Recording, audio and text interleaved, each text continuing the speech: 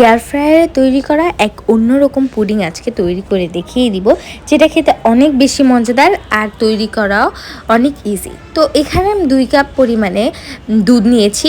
দুধ দিয়ে আমি এর মধ্যে চিনি দিয়ে জাল করে নিয়েছি। আপনারা চাইলে চিনিটা পরেও অ্যাড করতে পারেন। পরে নর্মাল টেম্পারেচারে রাখা 2টা ডিম ফেটিয়ে নিয়েছি, তার মধ্যে জ্বালানো দুধটা দিয়ে একটু ভ্যানিলা এসেন্স দিয়ে মিক্স করে নিয়েছি।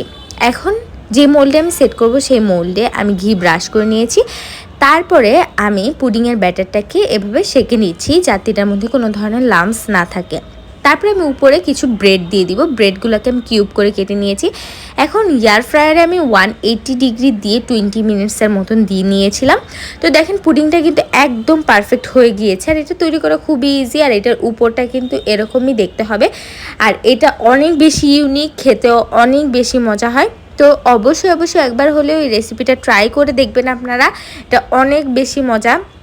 এটা আপনারা চাইলে চুলাও তৈরি করতে পারেন, কিন্তু এই উপরের যে কালারটা এসেছে ওরকম কালারটা নাও আসতে পারে। তো রেসিপিটা ভালো লাগলে অবশ্যই কমেন্টস করে জানিয়ে দিবে, আর একবার হলেও তৈরি করবে।